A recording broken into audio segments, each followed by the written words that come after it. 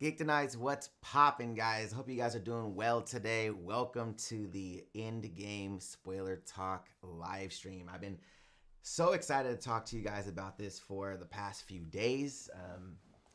I saw the movie on Wednesday last week here in Australia, so it would have been your guys' Tuesday.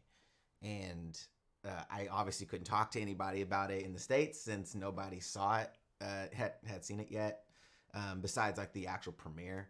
So I was like, I've been wanting to talk. And then some of my friends finally saw it opening night, but still not all of my friends have seen it yet. So it's just been so crazy.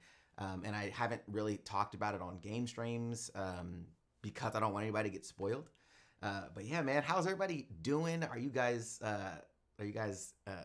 going well? How is your Sunday going, by the way? We have a lot to discuss, though. A lot. But let me know in the chat how you guys are doing. And what your thoughts were on the movie, man. We have a lot to talk about. Yeah, but first we're going to get into what a lot of us were trying to predict once the movie dropped, and that's how well the movie would actually do.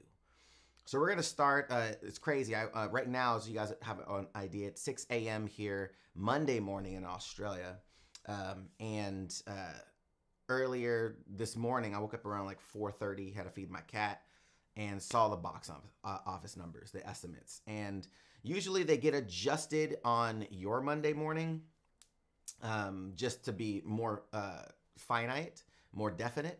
And yeah, right now they're just estimates, but they're usually fairly close, like within $10 million usually. Rarely are they ever like way off. They're fairly good at letting people know exactly how much these movies have made. So we're gonna get into that, man, because there are some things. There are some things, and here we go. So Box Office Mojo, if you guys are unfamiliar, this is a great way to track movie stats, records, essentially box office. And you see the title here, Avengers Endgame decimates record books with $1.2 billion global debut. $1.2 billion. That is absolutely insane. That is such a crazy number. I want to put this into context. Most movies crack a billion. Most, the ones that actually crack a billion, anywhere between the 2-week mark and a month, maybe a month and a half in. The other movies that take a little longer, maybe 2-3 months. Then you have some of the crazy movies that did it, right? The first Avengers movie. You have the Star Wars Force Awakens. You have Fate of the Furious. There's certain movies that will do it way quicker, but it's still within 2 weeks, right? This did it in a 5-day period. It's so ridiculous. Not to mention the fact that this is the first Avengers movie where the China market opened at the same time. I feel like if China did not open at the same time, it may have not had cracked that $1 billion mark. So I think it was definitely a strategic move. But we're going to go in here because I want to show you guys how crazy this is as far as stats go. Because, man, this thing has broken a ton of records. An absolute ton of records. The domestic for the first 3 days, the opening weekend for this movie, is $350 million. And you put this into context. The previous movie, which is Avengers Infinity War, has the record, or had the record for the opening weekend at $257 million. So this is almost $100 million more dollars made in the same amount of time. That is, it's so ridiculous how big of a margin that is. That may be the biggest margin that there's ever been between the record holder and the previous record. It's so crazy. Now, if you scroll down here, you'll see a lot of ones, a lot of ones. And these are all the records that it now has.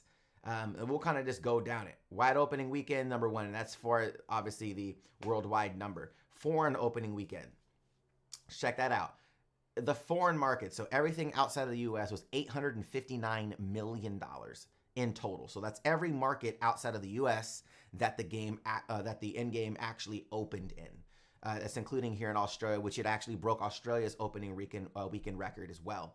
But $859 million, so almost $1 billion it made overseas in the first weekend. This is unreal. Look, I mean, Fate of the Furious is the second largest at 443. That's literally double. It's almost double what that made in the same amount of time. It's incredible. Let's go opening day gross. This is in the States. Opening day made $156 million. The closest was Star Wars Force Awakens at $119 for the opening day. You know what I'm saying? Like, it's almost $40 million delta. Single Friday gross. So same thing, 156. You have single Saturday gross. I think that was 109. Yep, 109 million. And the previous was obviously Avengers Infinity War. Just ridiculous numbers, guys. Ridiculous. Wide release. So this is how many theaters it actually opened into, I believe. Yeah, so number of theaters, 4,600 theaters that it opened in the United States, as opposed to Star Wars, which was 4,134. So that's how many theaters it was playing in. Now, some people are like, why is it playing in so many theaters? It should have way more money. Keep in mind, this movie is 3 hours long. So the more you play a movie, the less times you have. I mean, the longer the movie is, the less times you can play the movie in the theater. So they needed to supplement, okay, hey, we can't keep the same amount. Like Infinity War is 44.74, right? So you have almost 200 theater increase going into Endgame, primarily because of that fact. I almost can guarantee. And obviously other theaters are like, yo, we need to get on this board. We need to get on this train because of the movie, the money we can make at our own theaters. Obviously the opening weekend for April, opening in spring, fastest to 1 million, fastest to 150, fastest to 200, fastest to 250, fastest to 300. I want you to see this. 3 days. It took Force Awakens 5 days to hit that. It took Endgame 3 days. 3 days, guys. Infinity War, 5 days. We go to 350. What's this? 6 days for Force Awakens. 8 days for Infinity War. Black Panther took 9 days to hit $350 million. This movie did it in 3 days. Twice as fast as the next movie. Guys, this is unprecedented. This is so crazy. So as Marvel fans, as comic book fans, it's so good to see a movie that a lot of us loved and fans really enjoyed, to see it doing well. And that a lot of people were excited to go out and see the movie. It's obviously the end of, the Marvel Cinematic Universe, the Thanos saga, if you will, starting with Iron Man up until this movie. So it's pretty crazy, but we're obviously not here just to talk about the box office numbers. It's really cool. I just wanted to celebrate how crazy that number actually is and the feat that it's actually been able to do. But 1.2 billion, whew, my God. But that's just the part. We're here to talk about the movie.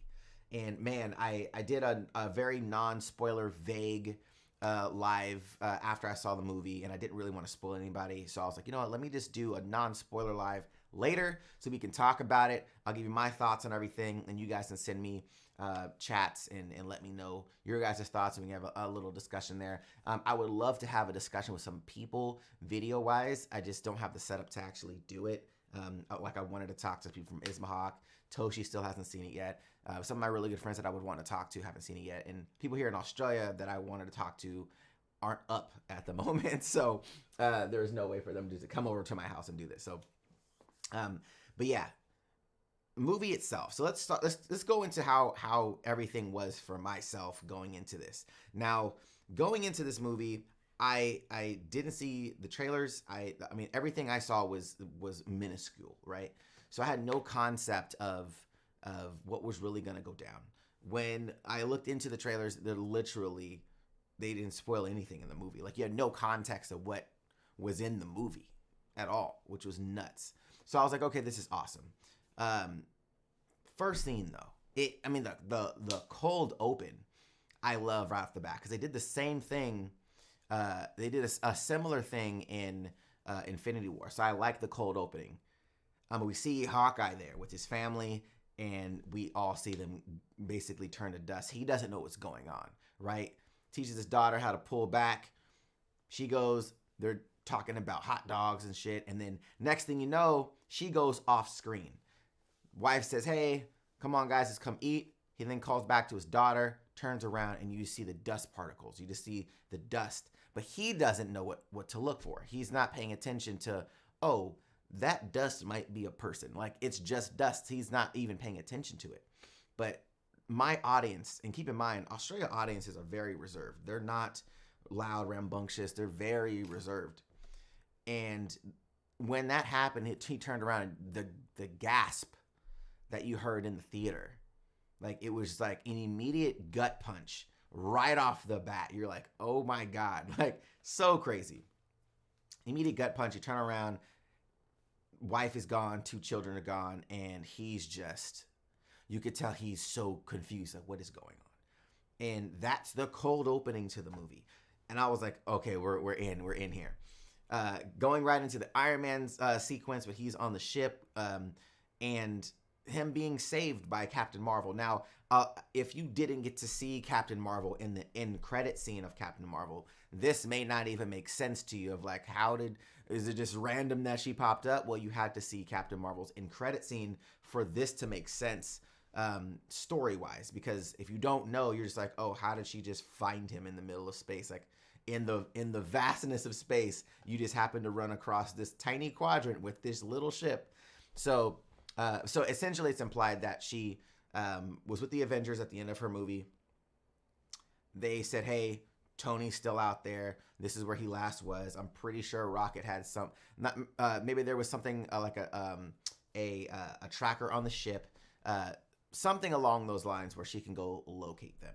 And it's implied that she was sent out to get him, and then obviously bring them back. Which was one of the dopest parts is the reunion, right?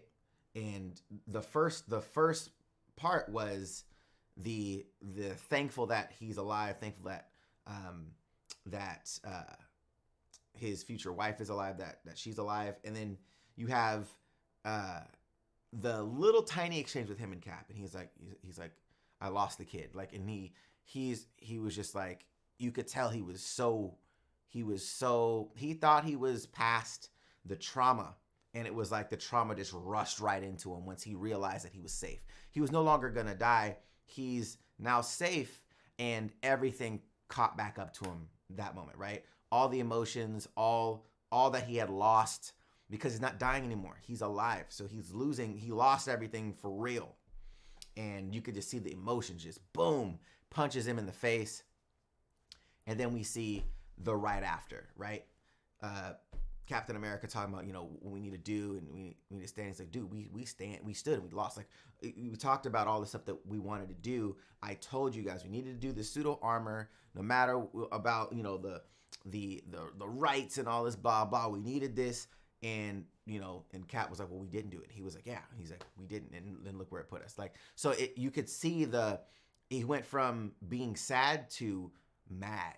Right, that it was like the stages of grief for him. He goes. It was just, he went from being sad and upset, sad, to the pissed off and logically pissed off. Right, I can't believe this happened. I predicted this. I told you what we needed to do. I saw the aliens. There's things that I was like, look, we need to do this, right? And I loved that moment. I thought that moment was so deserved. Especially on his part, because he was the one dealing with the PTSD in Iron Man 3, which I didn't really care for as a movie, but that part of that movie made so much sense, because he's like, dude, like, I don't know what to do. Like, he's having panic attacks and stuff because of what is coming and what he thought was coming. So this is that scene to me where he's fighting with Cap with words and he's freaking out, and I just thought it was dope. Then we obviously have them going to get Thanos. Now, this part was interesting for a couple of reasons, right? One, Captain Marvel, her cockiness. Some people are either going to like her cockiness, or they're going to be like, bruh, chill on the cocky. It's just, that's her character. So either love it or hate it, that's just what they went with her character. Don Cheadle's like, look, man, we're all about that superhero life. I don't know where you've been at. And her thing was like, look, bro, like, there's thousands, if not millions, of planets out here. Like, you're not the only one out here, buddy. Let alone these planets don't have a defense like you guys do. So, I thought that was cool. Her and Thor's little moment was cool. But when they went to go get Thanos, that was when I was sold on the movie right off the bat. I was like, oh, they're gonna go to Thanos immediately. This isn't like, oh, we're gonna build a plan to go get Thanos. No. They go to Thanos immediately. Not only do they go there, but Thanos, they find him because he uses the stones again. Find the stones again. He used the stones again, and it was to destroy the stones. I thought that was so dope. And it comes back to his character. And this is why I said in Infinity War that I feel that Thanos is the best villain out of any comic book movie, if not any movie of all time, in my opinion, because of the fact that everything he's doing is because he wants to better the universe. That is his justification. It's not a selfish thing. It has nothing to do with it. If you remember Infinity War, he was saying at the same time, he was like, look, he was like, I propose this to my planet of doing a random selection. So it's equal to poor and rich. A random selection of wiping half of our planet because we are running out of resources. And it was one of those things where I was like, yo, this is wild, because it wasn't a personal thing. It wasn't just to be evil. And he states this later in the movie, and we'll get to that. But it was one of those parts where he was like, I destroyed the stones. He was like, why would you do that? Blah, blah. And he was like, he said that it had to do with temptation. He was like, because of temptation, right? He was like, I don't need the power. What I needed to do was to wipe half the universe so everybody could still thrive. That was the only reason to get them. Now that I've done that, I've destroyed the stones because I don't need this excess power. There's no need for that. So I thought that was brilliant on the fact of who his character actually is, the reasoning for his character. It's not, oh, I'm mad, I'm evil, I want to kill everybody. It had nothing to do with that. So it made me like Thanos even more. Then you obviously have the part of Thor cutting his head off. I was like, oh shit, so he's done. And the reason why I like that is it threw your whole expectation out the window of what to expect now.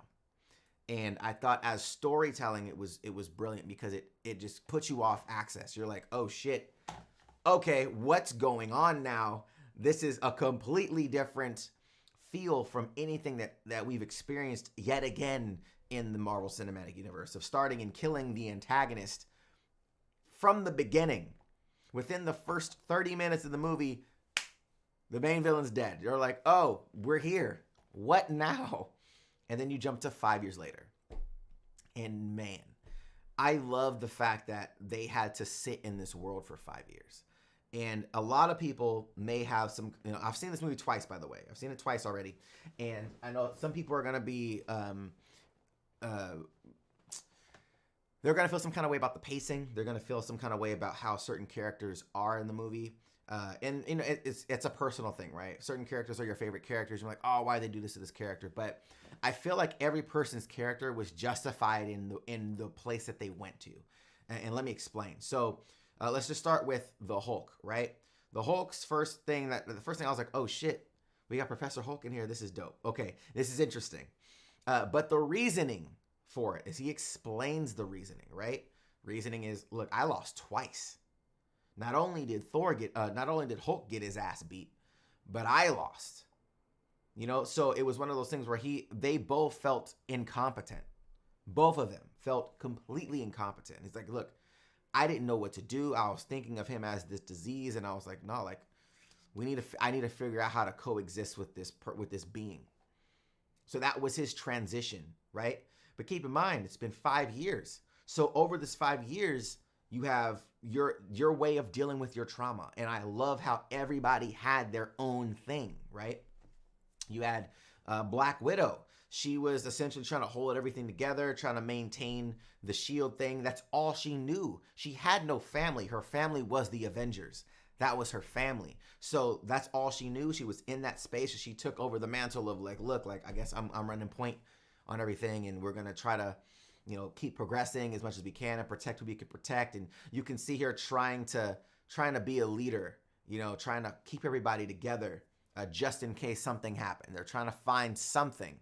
So I thought that was dope. And in that scene, you have Captain Marvel saying, hey, like, she was like, hey, are you going to be here next month? She was like, no, I'm not going to be here for a while, like for a long time, because of all these other planets. This is what's happening everywhere. You know, it's happening everywhere. So, you know, she had to be out there, and whether doing her superhero thing out there or whatever, but that's the reason why we didn't see her until the very end of the movie, is because she's literally flying around the cosmos doing her Captain Marvel shit on other planets. So I thought it was explained right off the bat, which I like. Thor. Now, Thor is one of those characters that I have been like this with, right? First Thor movie, I was okay with. I thought he was underpowered. Second Thor movie, I did not like. Thor and Avengers, I was like, man, he could have took everybody out by himself. Ultron, I was like, Thor could have took out all of them by himself. He's been severely underpowered. Thor Ragnarok, right? He got a power boost, huge power boost. Finally, then we have Thor in Infinity War, showing another level of his actual power, taking force from a star, right? His battle when he came back to the war in Wakanda, wrecking everybody. Like, so you have his power boost there, right?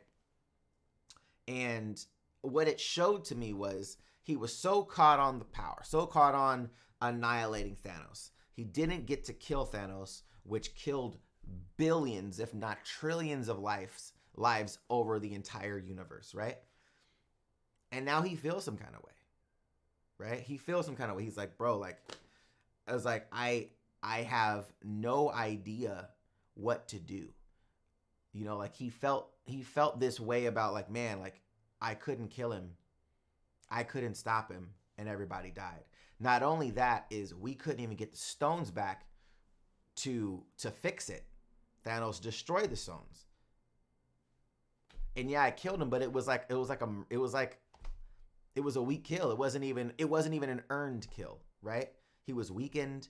He had no stones. He wasn't, I mean, I cut his head off. Cool. Like, you could tell he felt some way about it. And he had that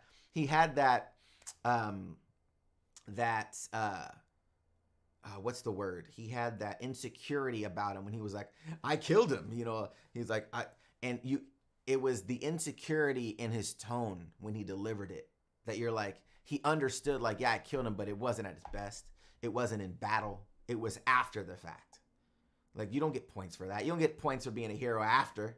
You know what I'm saying? Oh, I took him down. Yeah, but everybody died. So you could tell he had this internal battle with himself, and it just drove him into just trying to get away from being the hero. So now he becomes something else, so he doesn't have to remember this shit. And I loved how they dealt with that with him.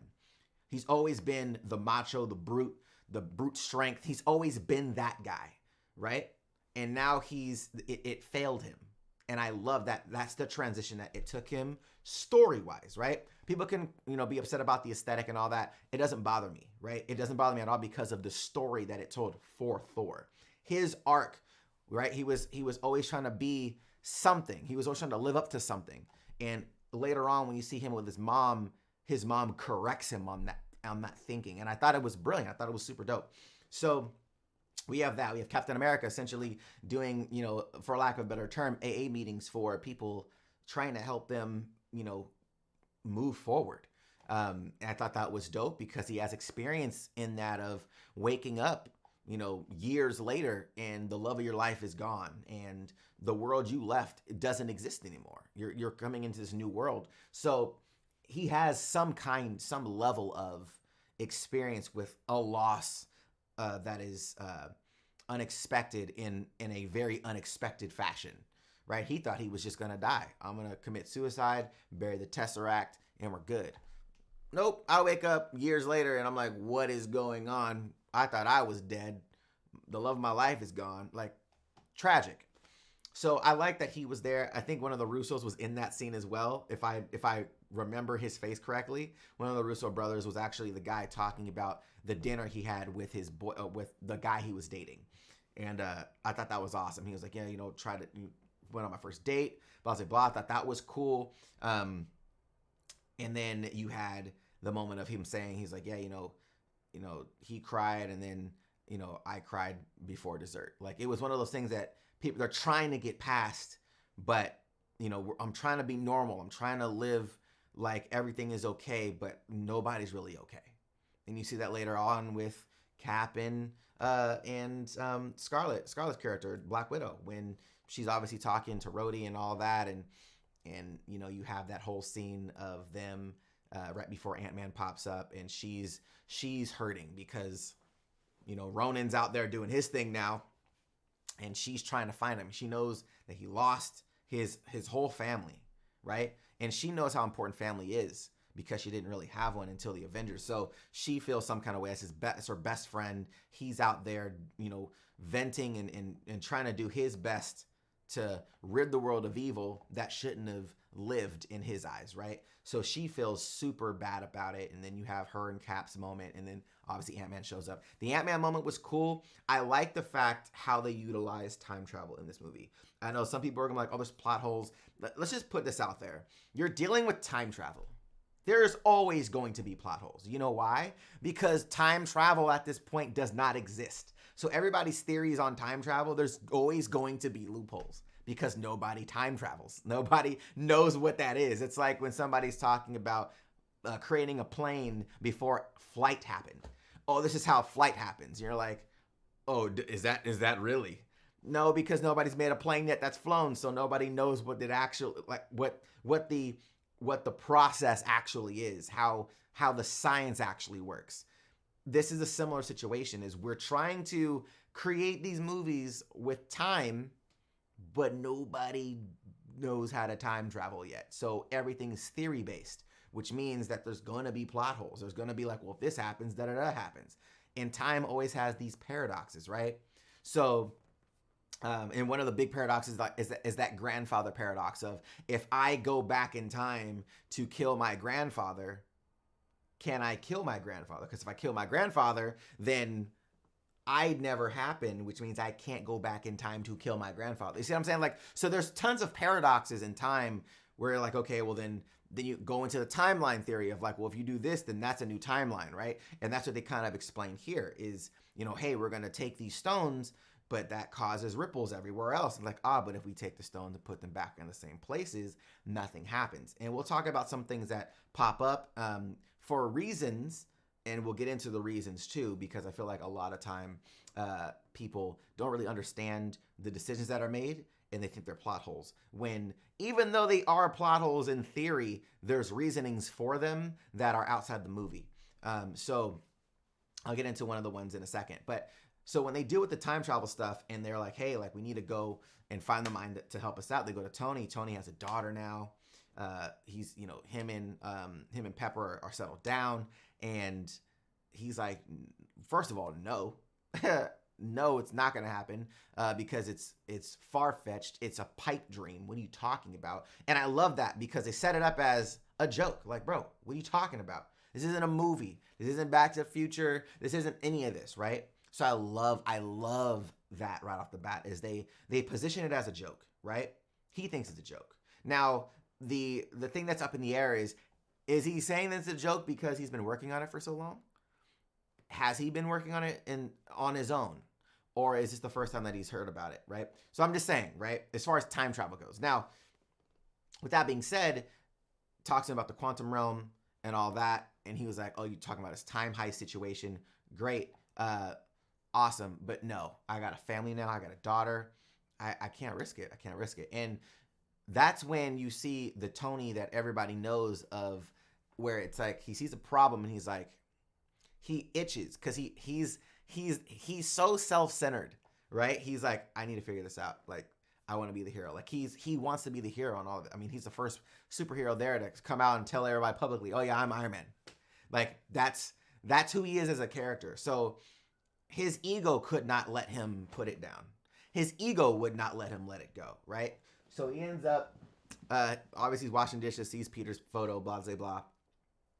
That moment of him seeing Peter's photo and like, fuck it, let me just see if I can put it together. And you see him. Now, it doesn't say that it was one night. We don't know if it's the same night. We don't know. It's just that was the next scene that we saw. We don't know how many nights he was working on it. We have no idea. We just know that it was in the succession that we saw it in. We don't know the timeline that all this happened in. But what we do know is he ended up figuring it out and was freaked out about it, right? Told Pepper. Pepper was like, hey, like, not everybody, he's like, we were lucky. Not everybody was as lucky. Implying that, yeah, we lucked out, but there's billions of people that didn't, right? And I think some people took it like, don't do it. I didn't take it that way at all, especially after the second time viewing it. She was basically saying, like, it's something that I think you should probably do, because if you can fix this, no, not everybody was as lucky as we were. Now, the dope part about that was, and he was like, I could put a pin in it, blah, blah. And she was like, look, like, one of my biggest failures was trying to get you to stop and rest, right? And that was the moment where that ties in at the very end with his death, is the rest part. Because she was like, you're not going to be able to rest. She's like, yeah, like, you can stop, but will you rest? Like, can you just not, So I thought that was awesome. His daughter's super cute. Him and his daughter's relationship was super cute. So I thought that was awesome. The time travel stuff with Lang I thought was interesting. Them trying to get Thor was interesting. There was some parts that were a little bit, they held on to certain things a little too long for me. Like with Thor's explanation of the ether, I thought went a little too long, especially on the second viewing. I was like, okay, they could have cut the fat out of that for sure. It was like it was trying to be funny at moments when it didn't really need to be there. But you could tell that they're trying to express he's just lost. He's so lost. And he's emotional, but he doesn't know why he's emotional, right? He's super emotional right now. And we see that further when we see him go to his mom. But when they start to execute the plan was the dope part, right? So not to mention that timeout, when we see Ronin for the first time slashing up in Japan, I thought that was fire. I thought that was super fire. This is the grit that I've wanted to see from a character like this in a long time. Because Hawkeye's just kind of been just kind of been a character that's there. I felt like he was just one of the Avengers that you could put in that was a low budget, that can add some action in there, that didn't have a lot of heavy VFX. That's just how I thought about it. Because like if you had a list of the Avengers, that's not the first Avenger you would put in there. Him and Black Widow would not be the characters you would put in there. I'm sorry. That like nobody off the top of their head when they saw the movie Avengers for the first time, or anybody said, hey, let's make a movie for the Avengers. All right, cool. You're not thinking, hey, let's put Black Widow and Hawkeye in it. That's not the characters you would have put in. You can't tell me that is. Do not lie to me. You know for a fact, if you were making that movie from scratch, if none of this had ever happened before, those are not two characters you would put in the movie. That was a budgetary decision for sure. For sure. Hey, we need 2 more people. They can't be CGI heavy because we have a budget. We can't just go willy-nilly. So, time heist. I thought this was brilliant. I thought it was super dope. They find out, hey, 3 stones are in New York at one time. We got Space Stone, we got the Mind Stone, and we got the what's that one that was there? I'm tripping right now. God damn it. You know what it is. Anyways, doesn't matter. Time Stone. So we have all 3 of those there all at one time, right? And we see each of the movies that they go back to, the kind of greatest hits vibe was so dope. I thought that was brilliant. Not only did they revisit them, they revisited them from other perspectives, from a third-person perspective, if you will. I thought it was so dope how they executed that. Hey, we're going to revisit this movie? Awesome. Guess what? You know what I'm saying? Like, I thought that was so dope. Like what do you mean? I'm sorry. I thought that was probably the dopest thing about them going back was you're seeing the movies from other perspectives now. They're the fly on the wall, if you will. You see Hulk seeing his older self. I thought that was brilliant. And he was like, hey, like maybe you want to go and do some of that Hulk shit while you're running around so you blend in. And he was like, oh yeah. I thought it was funny because he's not the anger, right? He's in control. So it's not just his rage anymore. So he has to be like, okay, like I don't know how to be angry. My anger is the Hulk. So I don't know how to, I thought that was dope because he's like, I don't know how to fucking do this. And we see his actual anger come out later when he throws the bench after after Black Widow dies. So I thought that was dope. But it was I thought that was brilliant. Them seeing that. There was one line when they were up when Tony was up in Avengers Tower viewing after Loki had got, there, and you hear the old Iron Man say, "All right, man, we're not just gonna keep here." He's like, "All right, enough posing a storm. Let's go." And it was funny because at the end of the movie, they're standing in front of Loki in a pose, right? Because it was a hero shot, and he was like, "All right, enough posing up a storm." I thought that was fucking hilarious. It was almost like a fourth wall break without it breaking the fourth wall. I thought it was so dope. It was like the behind the scenes. I thought it was brilliant. I thought it was so tight. So that was dope. The Tesseract part. Let's talk about this. Because people are like, oh shit, that's a plot hole. It is, but it isn't. It was deliberate because Loki has a show coming. So Loki has a show coming on Disney's Disney Plus service, right? So Disney Plus service, they have a Loki show coming. This is where that is. So Loki takes the space gem and vanishes, right? So obviously that timeline is on some other shit now, because that's one of the things that when I saw it the second time, I was like, oh shit, that timeline's fucked. That timeline's fucked because Loki doesn't go back to Asgard. The Tesseract doesn't go back to Asgard, so he can't steal it in was it Ragnarok? He can't steal it in Ragnarok, which leads right into Infinity War, which means he can't give it to Thanos, right? So that doesn't happen. Obviously, that Thanos doesn't exist. So that whole timeline is fucked. Thanos doesn't exist in that timeline. Well, I take that back.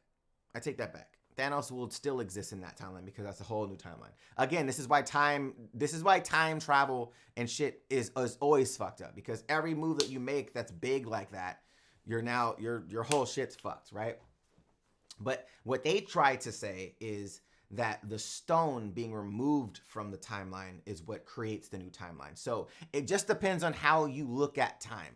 If you're looking at time from how Marvel explains it, then the timeline's still intact because that stone is still in that world. It just may happen differently. But ultimately, Thanos would still get the stones.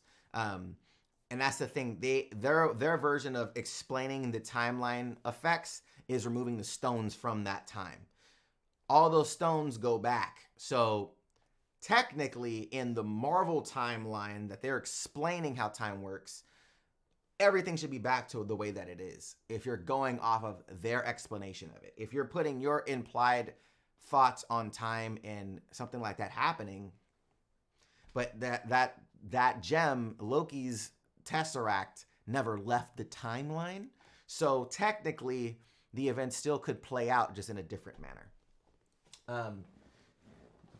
But yeah, so, and I think that's the thing, is the time, people's perception of time is based off of everything they've already seen versus how is Marvel explaining the timelines right now? Because we had, I keep forgetting her name, Jesus Christ, the one that knocked Hulk out, Banner out of Hulk. I keep forgetting her name. Let me know in the chat. I know you guys will let me know in the chat. She explains it perfectly. Here's the timeline. The Infinity Stones are meant to protect our universe.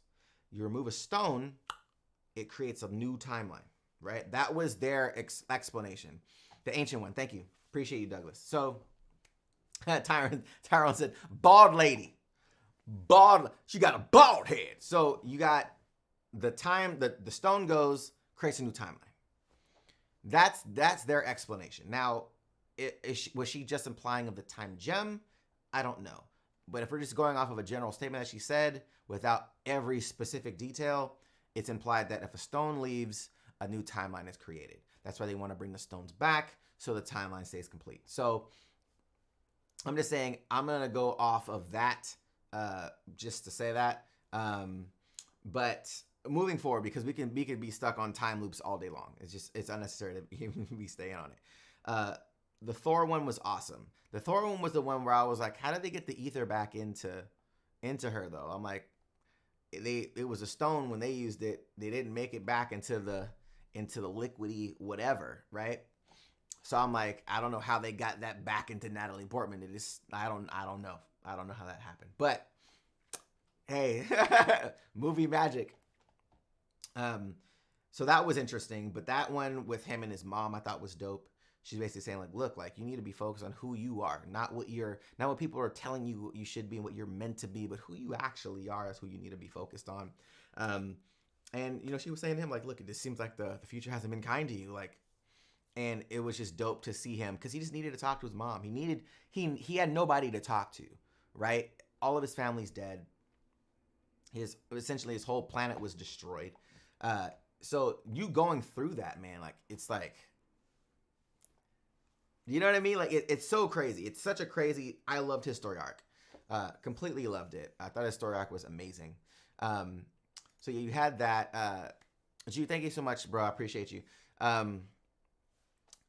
So yeah, I feel like that arc when they're in Asgard, I thought was dope for Thor, just so we can get some clarity. We see him grab Mjolnir. A lot of people are like, "Yo, that's another one," but Cap he took it back. It was implied that he literally brought Mjolnir with him. So it's implied that he took it back because when we saw him later in the future, he didn't have the hammer with him. So I'm assuming that he took it back to Asgard.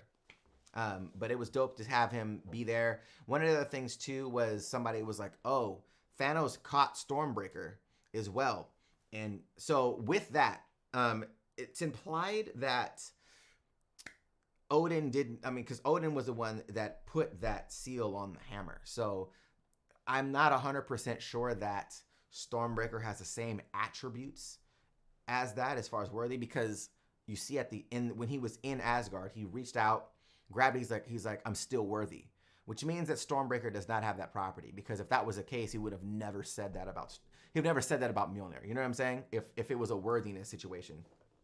But it was that moment, because we see it later on when he grabs Stormbreaker when he's fighting Thanos. Thanos grabs Stormbreaker and then puts it to his chest. So I don't think it has anything to do with. I don't think Stormbreaker has that property. Exactly. Douglas says it's just a powerful weapon, and I agree 100%. But I know somebody had brought that up to me, like, "Yo, is he worthy?" And I was like, I don't think so. But rewatching it again for a second time, I was like, definitely, it's not a worthy situation for Stormbreaker. I thought that was dope. I thought one of the best moments though was Tony seeing his dad. Again, Tony's story arc is incredible from the first Iron Man to the end of this movie. And now he's seeing his dad from a completely different perspective, right? He sees him before he's born. His nerves that he has. He hears his dad say, he's not even here, and I'd do anything for him. He then tells him, "I hope he's not like me, though." He's like, "I wish his daughter." He's like, "I kind of wish for a son, though." He's like, "Why?" He was like, "Well, I hope he's not like me." And he was like, "Why?" He's like, "Because," he was like, "rarely does the good of essentially the good of the many outweigh my own self-interest." And I thought that resonated with him quite a bit, because he was already aware that he was a selfish person. He was already aware of that, and I thought it was a dope moment, especially for Tony. When you see him later and what he does, it kind of solidifies that he doesn't end up like his dad. And we've already seen, obviously, he's Iron Man and shit, but that was more of like a period on what he just talked to his dad about, of him doing something for many, not just for him. He's like, "I'm doing this for everybody. This isn't for me. This is for everybody."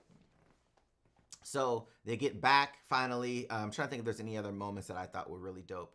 The Pym particles were dope. Obviously, him seeing Peggy was dope. The other, I'm trying to think if there's any other thing that I thought was dope before we get into like the meat and potatoes. Let's get into the final fight. So Thanos shows up after the snap, right? Hulk puts on the glove, talks about, the radiation being mostly gamma, blah, blah, whatever that means. Snap, wishes everybody back. We get the phone call. Obviously, Ronan, he's super sad.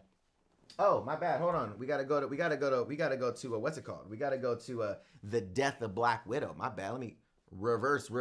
Everybody clap your hands. All right, so that one was interesting because, like, for me, it was sad, but it was more sad because they're best friends fighting over who's gonna save who. And that was a sad part to me. It wasn't that Black Widow died. it was that it's two best friends trying to save each other, right? And that was the sad part, to me anyways. That wasn't a tearjerker for me. What the tearjerker was, though, was the fact of afterwards Ronan was like, it should have been me. I was like, oh shit. Like, you could tell he was really upset about it. And Thor's like, dude, we got the stones. What are y'all worrying about? He's like, no, bro. He's like, well, you go tell the dude, the floating man over there, you go tell him that, because that's what he told us. You can't undo this. I was like, well, shit. Like, he was very, very upset. Now, could you grab that Black Widow and bring her to the future? Sure, but I think they weren't trying to fuck up anything outside of that. Somebody said the Hell Hydra moment was fun. That was a fun moment for sure. Cap versus Cap was interesting. I could do this all day, and he's like, yeah, I know. I thought that was funny of him laughing at himself. That was dope. After the snap, though, right? You got Ant-Man, like, oh my God, come look, and then rain fire, bro. Like, I was like, oh shit. I thought for sure, I was like, yo, Ant-Man's dead, bro. Like, what? This dude almost got hit point blank range with a starship attack. What is going on? I guess he shrunk down to the light and the blow. I don't know what kind of timing you got, but whatever, you survived. So nobody died, ironically, in that little space. That was crazy. Getting exploded on like that. Pause. But the fight happens. This was dope. I thought that Cap, Iron Man, and Thor showing up was dope. Obviously, Thor, he's just been sitting there not doing a damn thing. And he was like, let's kill him properly this time. And that was the thing where he came to terms with himself. Like, and that's what I was talking about before. It's like he felt some kind of way about how he died, how he killed him before. He said, let's kill him properly this time, which means we got to do this the right way, not the bullshit way that I did. We need to beat him in battle. Thought that was dope. So it was almost like his redemption arc of him trying to become more of a warrior at that moment, right? For what he wants to do, because now he has something to protect. Everybody's back. He's like, we can't lose him again. Thought that was dope. The fight with them right off the bat was tight. The dual wielding was sick. I was like, ooh, this is fire. The teamwork that they had, though. Thor with the lightning into Iron Man's back, and then his blasters was sick. The obvious part about this whole shit was Cap and Mjolnir. That was, when I tell you, my theater erupted, just completely erupted. I can't even explain. I've never been in a theater ever that felt like that. And I wasn't even in the States, so I can't even imagine the level of hype. I can't even imagine. But that shit was amazing. I thought it was super dope. But that fight was tight. Some people were like, "Oh, I thought that was an ass pull." Well, then don't read comics ever, because there's things that you're like, how the hell Cap wields Mjolnir in the comics, and then people are like that's what I'm saying. Like, I feel like people that don't understand the comics don't understand how comics work. Comics are a ton of things that logically you're like, how does this person fight this person? How? That's just how comics are. Like, you gotta like throw like some of this logic out of the window. And I'm not saying that like, oh, you need to explain everything, but just understand that's how comics work. And he's literally wielding an extremely powerful weapon. It's not like he was punching Thanos. He was using the weapon. You know what I'm saying? So I feel like there's explanation there, but Mjolnir is a powerful weapon, but you have to be worthy enough to use said weapon and call forth thunder with the weapon. Like, it's a powerful weapon, guys. So for those that think that it's an ass pull, I would have to disagree. I just feel like it's your ignorance in understanding how comics work. Regardless if you like it or not. If you don't like it, that's fine. But it's not an ass pull, because that's just how comics work. Like, that's just how they work, guys. I mean, if that's the case, like, there, like again, there should be no reason why Black Widow or Hawkeye were ever in the Avengers, like ever. Why are they there? You know what I'm saying? Like, that in itself is an ass pull. Like, but that's what I'm saying though. Like, that's just how comics are. There's characters that are there that are fighting characters that sometimes they shouldn't even be fighting, but they are fighting, right? Doctor Strange is like one of those characters that, depending on the Doctor Strange that you're using, if you're using like the original Doctor Strange, he would have fucked Thanos up. If it was the OG comic Doctor Strange, would have wrecked Thanos, even with the gauntlet. So I'm trying to, like, the original Doctor Strange is stupid OP, like unreal OP, unreal OP. That's what I'm saying. Like, so they pick certain things from, okay, what's gonna make the most sense for the story we're trying to tell. So same thing with Thor and all that shit. So back to the fight. I thought that was awesome. The Cap fight was dope, but then he gets chokeslammed, right? Dude gets rock bottomed and is out. Like, he's like, oh shit, damn. Gets his whole shit chopped off, right? Shield is completely fucked. Completely fucked. And it's dope too, is you have the dope part is, and here's my question. Here's my question. Is the flash forward, the vision that Iron Man had, is his vision of this? Because that's what we saw. Iron Man's shield completely wrecked. And I believe in his vision, Iron Man's shield was wrecked.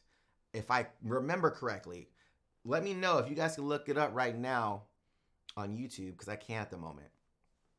Was his shield wrecked? You know what I'm saying? Was his shield wrecked in Iron Man's vision of the future of what's going to happen to them? Because if it was, this could be, because the scene itself looks very ominous to this, where you have all the Avengers there, because they weren't fighting Thanos. They weren't all in the same place when they fought Thanos the first time. So my thinking is, oh shit, I wonder if his vision was of this point of him fighting him again, because it's still that same timeline, right? So I think that was dope. He said, yep, it was wrecked. It was wrecked. So I think that's what it was. What is Thanos' weapon made of?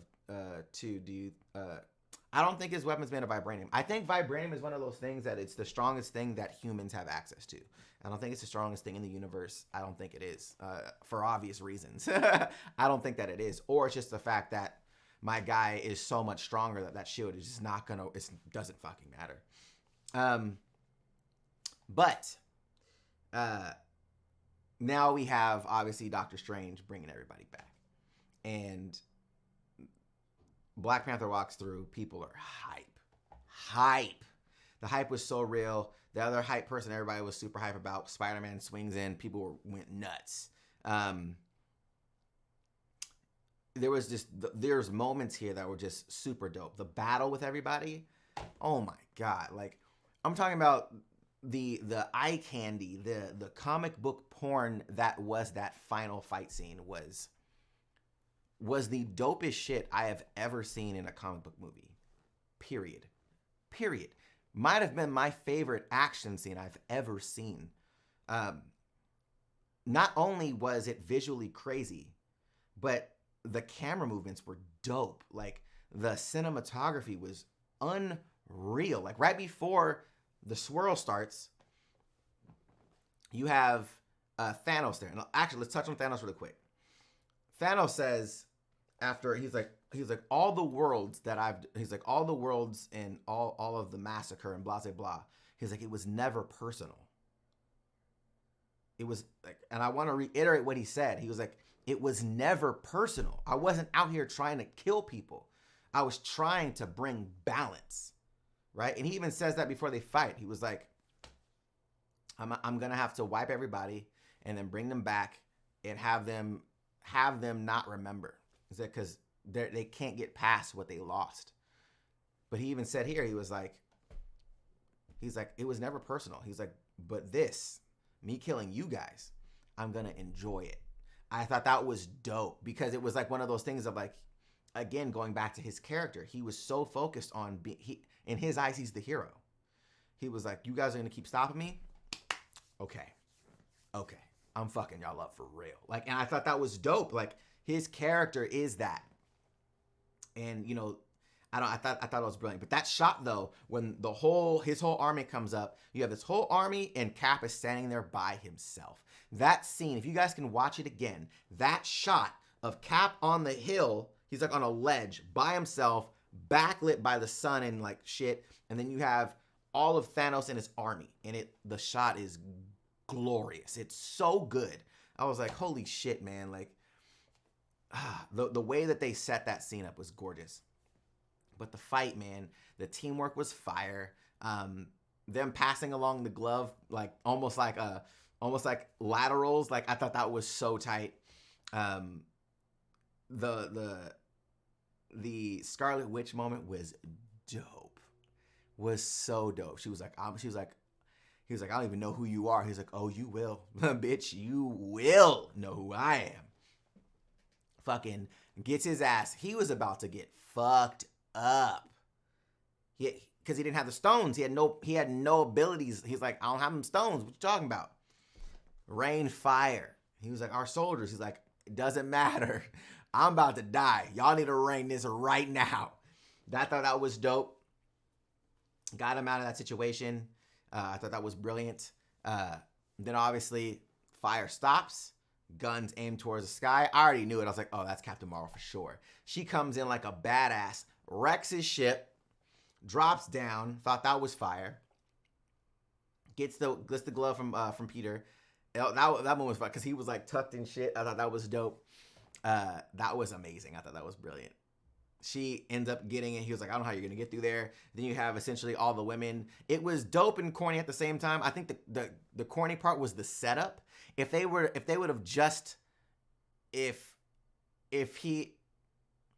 positioning wasn't the same, it would have been dope.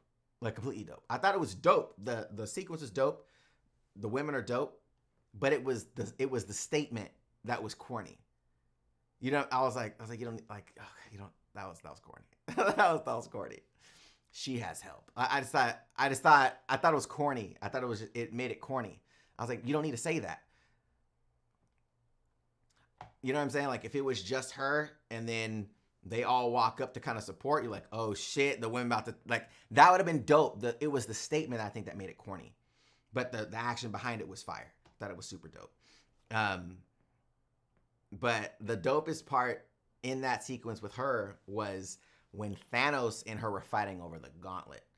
That was tight because he ends up putting it on. He's about to do some shit. She grabs it, and I was like, oh shit. He goes in for the headbutt, nothing. I was like, oh fuck. Like, that shit right there was fire. He was like, nah, playa. Yep, nah. That shit was so tight. I laughed so hard. I was like, oh shit, bruh, that's not gonna work. Then he drops the power gem. Boom! And rocks her, bro. Oh my God. It just shows how much more power the Infinity Stones grant you when you're able to use them. Because he couldn't clench his fist, so he couldn't activate the stones. He could activate it over here, though. Fuck. That shit, bro. What a power boost. Because you didn't see her for the rest of the movie. She got knocked out of the movie, bro. How do you get punched out of the movie? Fuck. I was like, oh, well, you're done. Fucking full-blown attack from the Power Stone. Got donkey punched. That shit was crazy. But she ate the headbutt. I was like, yikes. That shit was tight. But then that next, so right after that, because what's the name? Iron Man had asked Doctor Strange. He's like, you said there was one chance. Is this the one? And he's like, if I say something, it won't happen. And I really felt like he knew. Obviously, he knows. But he was like, if I say, hey, here's the way you do it. You have to sacrifice yourself. He wouldn't kill himself. He had to come to the realization on his own. Essentially, the idea, it's the same concept of Inception. The movie of Inception, the reason why I love that movie so much is it's because of ideas. He's like, if I give you the idea, you're going to fight it. You need to come to the idea yourself. So he came to the idea on his own. He looks back at, because what's the name, had the glove on. He was like, oh, fuck. what the fuck's gonna go on? He just knocked Captain Marvel. She was our last resort. I don't know what the fuck to do. He looks at Doctor Strange and he was like, he's holding this motherfucker over here and he was like, one. He's like, and I felt like that was the moment of like, look, there's only one way to do this. And you always want to try to, and it was one of those things that, again, it tied Tony's arc up so fucking well. Tony was always the guy to figure out how to get out of a situation, right? And I think in the first Avengers movie, when him and Cap were arguing about the same shit, he's like, oh, you can always find your way out of something, right? He was like, it's never about the good of things. It's always, you could always figure it out. You can always weasel your way out of some shit. And I think that was the thing of him realizing, like, I can't weasel my way out of this one. Like, there was nothing that I could do. And I thought that the nonverbal cue of just this was enough. I already knew. I was like, oh fuck, he's gonna sacrifice himself. Put the glove, like, he goes in, and it was dope too because Thanos doesn't understand how his tech works. So he goes on, it's all nanotech. So he goes up to him, grabs his hand, and it just transfers. I was like, bruh, that was brilliant because Thanos doesn't understand how his tech works at all. Does that shit, and he was like, obviously, I'm inevitable. Snap. Oh, shit. Oh, no, it doesn't work. That shit was crazy. I am Iron Man. Bang. That was crazy. And then this was the part that fucked me up. It was the first part that fucked me up was obviously the death of Iron Man, but with Pepper. That moment, the Spider-Man part was getting me there, right? The Spider-Man moment got me there a little bit. I was like, fuck, bro. Like, you watched Peter die. You're fucking sad, right? You're mourning over Peter. You then get Peter back. You're happy, but, you're still emotional. You're happy that he's alive. And then now Peter's sad because you're dying. Like, it was a moment. I was like, holy shit, this is crazy. Pepper and him, crazy. We'll be fine. Fuck. I was like, shh. He's like, you can rest now. Fuck. That shit right there was like a punch in my gut. I was like, oh shit. Because again, she said earlier in the movie, will you be able to rest? Like, you gotta just be able to chill. Like, you can't turn it off. And that was his ability. Like, you've saved everybody, like, you can rest. Like, that was crazy. The nonverbal from Tony, though, it was Robert Downey Jr.'s performance in this movie was incredible. Like, it was so fucking good. I was like, dude, this is wild. That scene was crazy. The crazier part, though, was the I Love You 3000 when he was talking to his daughter. That took me over the edge. I was like, holy shit. I hadn't cried at a movie or a TV show or an anime in at least 10 years. At least 10 years. I'm just not an emotional person like that. And I've said this multiple times. We're like, oh, you should cry more, blah, blah. It's like, it's not a switch for me. Like, it's not like, oh, let's turn the cry switch on.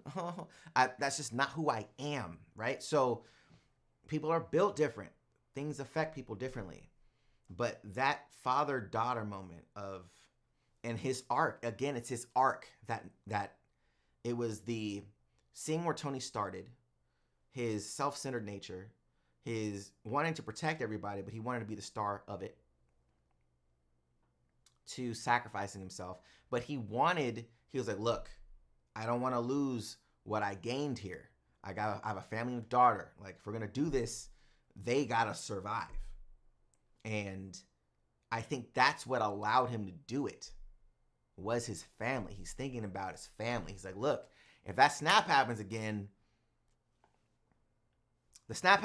what happens? Do they go this time? Who knows? It's random, right? Or is he going to he's going to erase the whole planet? Who knows, right?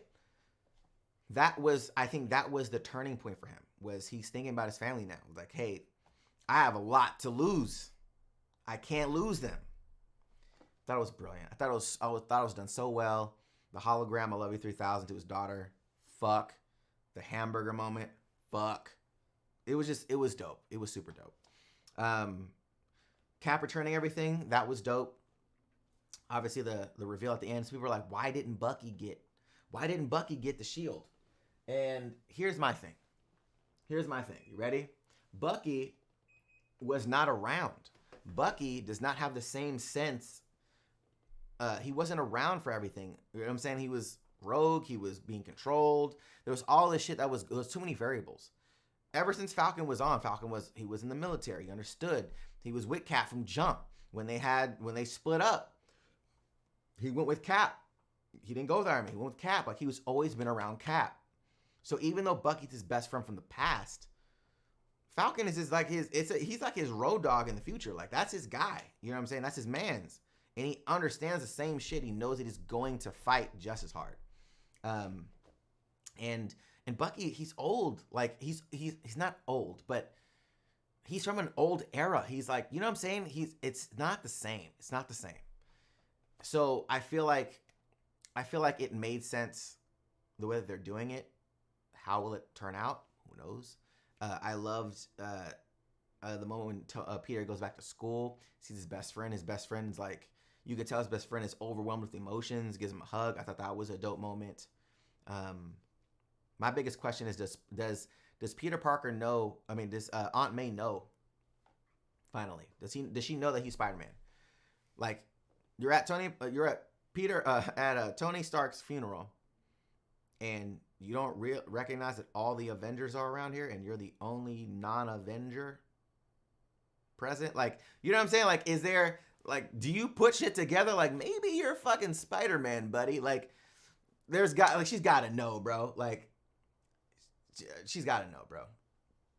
I don't know. I think I hope she knows. I hope she knows, especially after like watching Into the Spider-Verse, when you see Aunt May in that movie, knowing, you know what I'm saying? Like, I thought that was tight. I was like, oh, that's tight.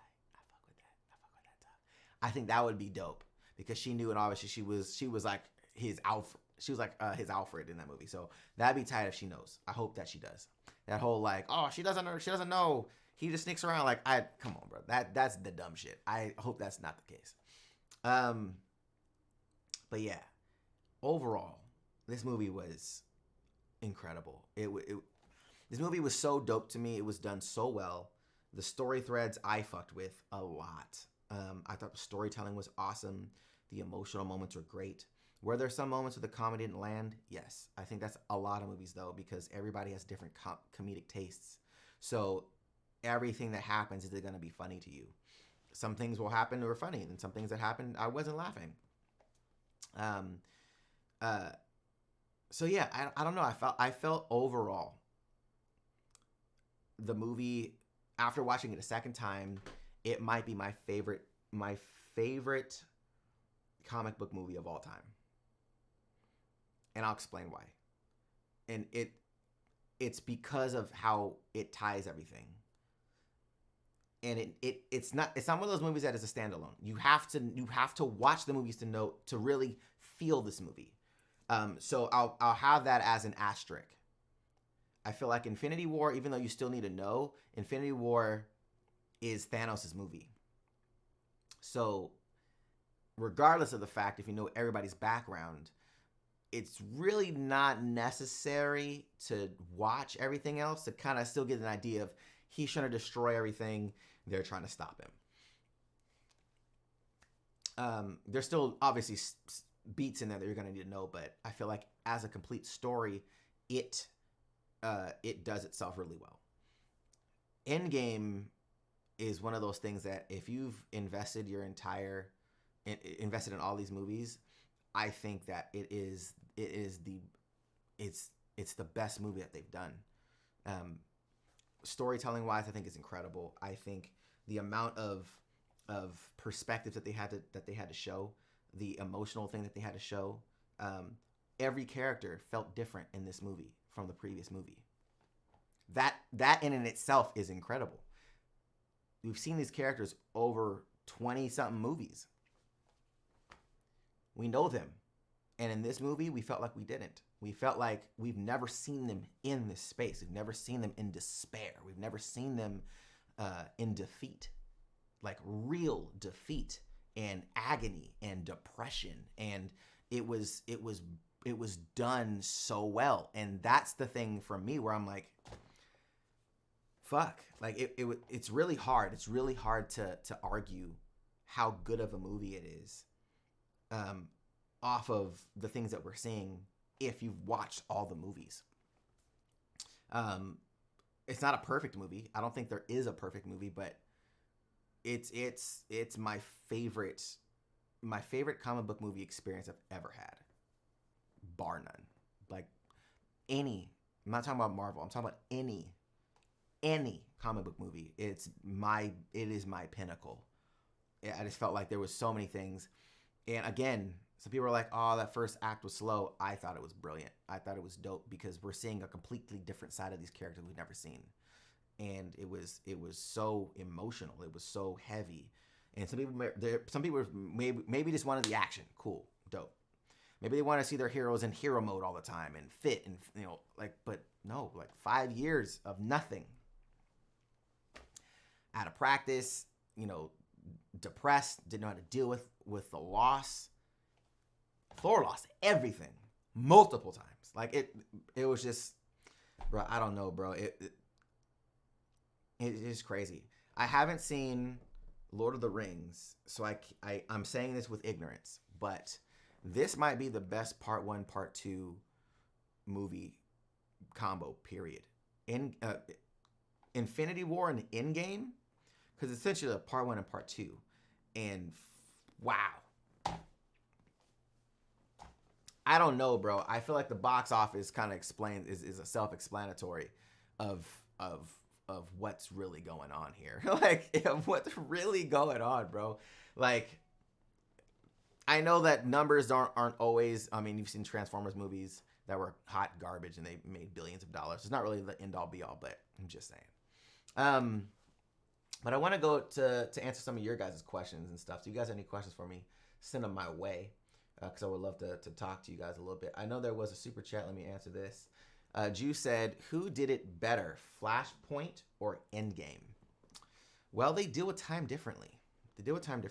And that's very difficult to say because there are two different takes on time. The way that Marvel deals with time is different from DC. DC is, you have obviously the multiverse thread. You have the different Earths. You have the different timelines in those Earths. And the Flash is doing that shit is, wow. That's a hard one. They deal with it differently. Flashpoint as a story is fucking dope. That's one of my favorite DC storylines ever. Flashpoint is just a dope story. Because you see what happens if he never becomes the Flash. Like, holy shit. How much changes. Thomas Wayne, come on. Like, that shit is crazy. That's a dope storyline for sure. But I can't tell you as far as who does time better because they're told differently, completely differently. I think they're equally dope though, but I can't really. They're so apples and oranges to me. Let's see who else has some questions.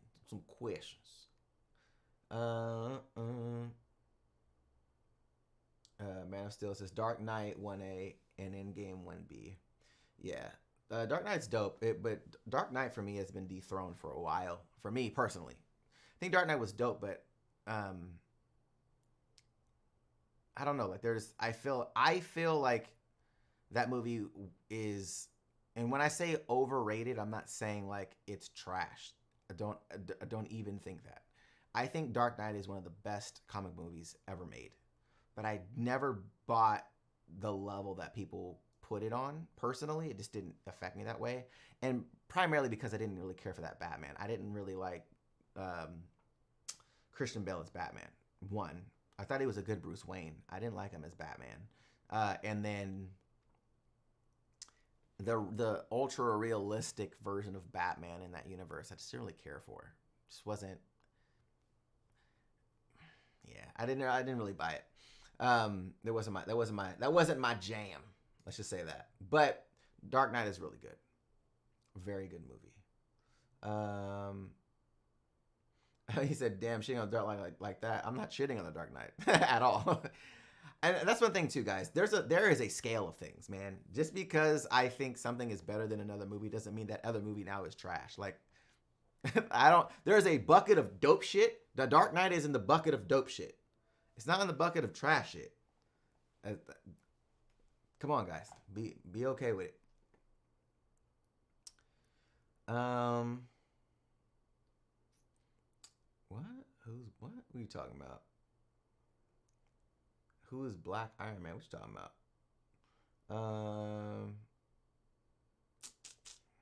There are so many comments on here, bro. I'm just trying to scroll through and see things that kind of stick out.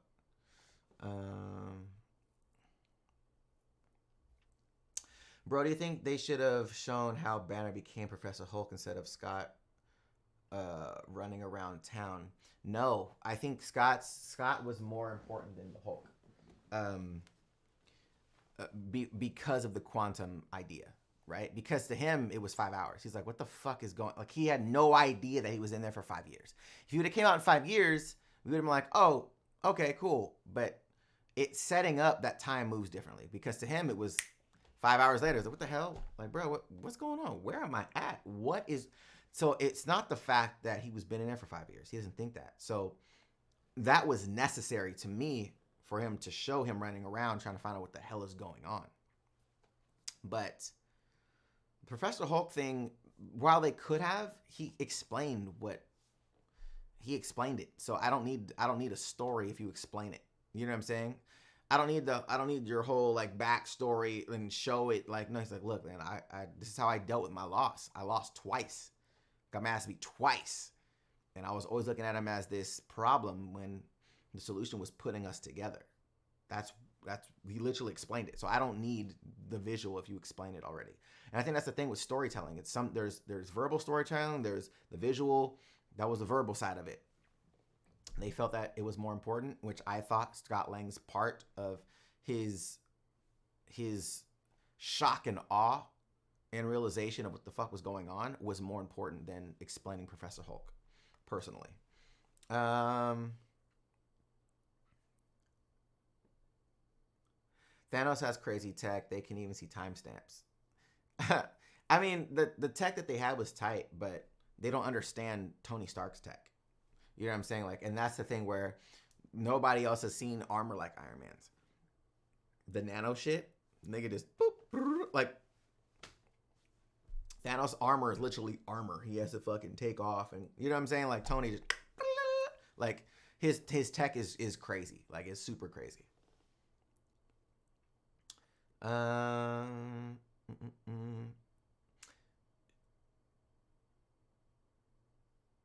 me see.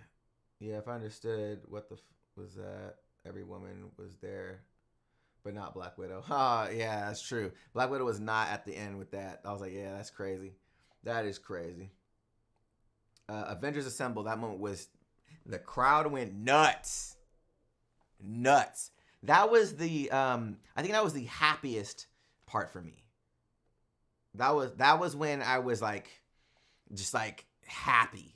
As happy as I've probably been in the theater in a really long time. Probably since Force Awakens. Just joyous. The Avengers Assemble moment, I was like, pfft. I was so happy. That was a really dope moment.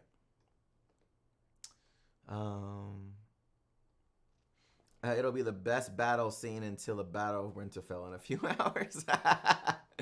Oh man, don't get me started. Shit. I mean, Battle of Winterfell is gonna be tight, but it's not gonna be this level, bro. What you talking about? You're talking about hundreds of millions of dollars that they spent on this movie, bro. Let me see. The autistic reactor says comic book porn. Just wow. Yeah, for sure. For sure.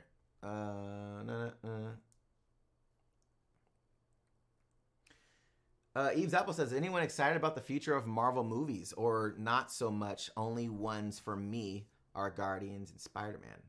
I mean, it just depends. It depends on how they do it. You know, like, what's that next arc gonna be?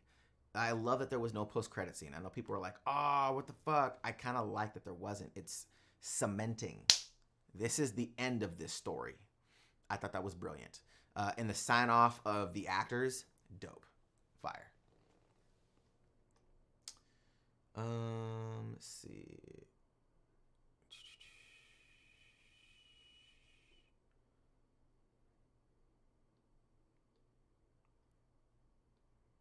What was Thanos' weapon made of? I'm not sure what his weapon was made of, but it was definitely. I think it was obviously sharp enough, but I just think Thanos is just strong as shit. So it was just like force. You know what I'm saying? Like he just has the force to wreck that shield. Trying to see if there's anything else that sticks out before we wrap. Do you think they could have defeated Thanos without Iron Man sacrificing himself? I don't know. The reason why I say that is this. If you watch it again, because people are like, oh, well, Hulk was having a hard time with the shit. It like burned his whole shit up. But Iron Man puts it on and nothing happened. You missed the whole shit, bruh. He put it on. If you look at his suit is deteriorating. So the Hulk put it on. It's his skin. It's his dead skin. Iron Man has his nanos. So like he puts it on, but you can see his suit like breaking down. And you see obviously the shit going up his face, the infinity lines and shit going up his face. But his suit was breaking down before he started to break down. Once the snap happened, I mean, his whole shit was blasted. But, you know, it was just one of those things where I feel like it was so subtle that people didn't realize that his suit was deteriorating. If you watch it again, watch it, you'll start to see it almost looks like acid is eating his suit. Let's see. Comics have Falcon and Black Captain America 2. I still think it's a little off because he doesn't have super serum. But I mean, they could remedy that. They could give him the super serum. Like there's things that they still may do. We just don't know what the next step is yet. You know what I'm saying? So it doesn't really matter. It's more so of what happens after this. We have to wait to see what they do versus judging on things that we don't know is going to happen yet, right? Like, and I think that's the difficult part as fans. Are like, oh, well, that doesn't make sense. And at the moment it doesn't, but they haven't written that movie yet for it to make sense. You know what I'm saying? So I'd say give them the benefit of the doubt. They've had a crazy record. Crazy record. Let's see if they're saying. I saw something along the lines of the Ancient One. I gotta see where it was. Something along the lines of the Ancient One. Somebody asked me along the lines of if she knew or something like. Hold on, let me see.